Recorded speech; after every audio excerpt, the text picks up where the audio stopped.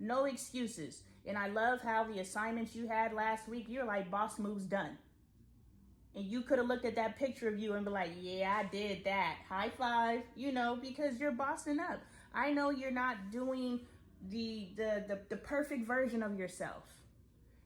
She's down the road. She ain't here right now.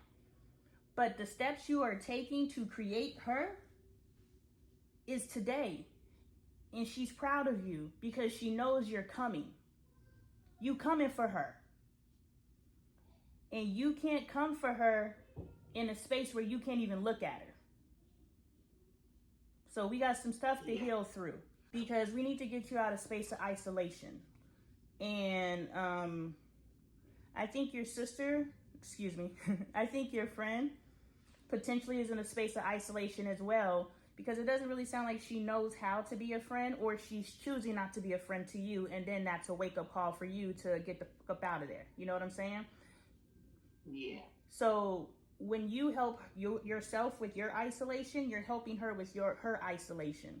And understand, we are so powerful once we connect. As you can see, we've connected and your life is like, you know what I'm saying? And so imagine you connecting with your best friend for decades. Your life is going to, and then, so once we start connecting into each other, now we're that much more powerful. Have this conversation. We're going to put a monthly hangout on the books, and nothing gets in between it. Nothing comes up. This friendship has to matter, right? It has to. Mm-hmm. Out of 30 days. Right now, essentially saying it doesn't matter. It doesn't. The energetic output is saying that this doesn't matter, and that may not be the truth. That just is how we have treated relationships, right? Exactly, yeah. And kids are your current connection. So since the kids are also friends, now there's going to be maybe 2 connections in a month, right? So one connection so the kids can get together, and one connection so the moms can get together.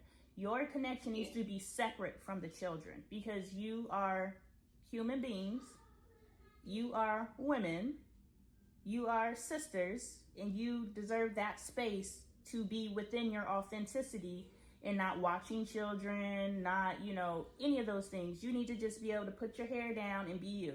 So 2 potential connections, one for the kids. Well, see, that second one would be part of the problem, because like anytime we see each other, even if it was like we were doing a dinner, the kids are still always there. Mm-hmm. Like, does she have I can't tell you the last time we hung out without our kids being there. So that just has to be intentional, right?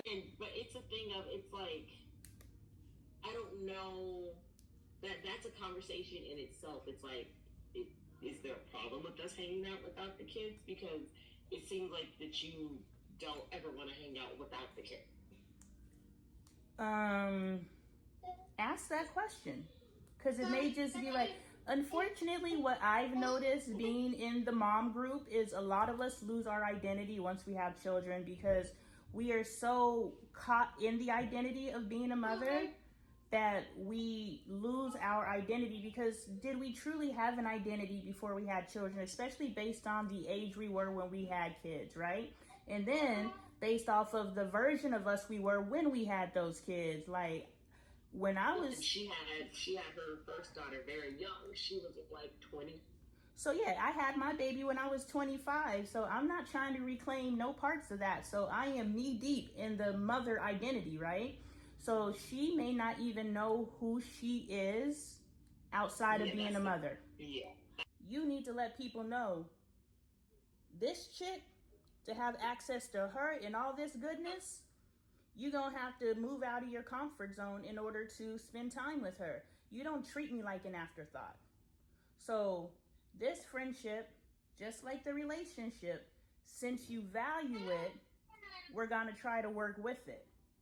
But understand, if the people that you have allowed into your life up until this point don't begin to move in the space that you know you deserve, now we have to reevaluate these relationships as far as continuing in those relationships, because you deserve sisterhood. You deserve partnership on your terms. You're not asking for nothing crazy. You're asking for someone to put equal effort into planning, into showing up, into da-da-da-da-da-da.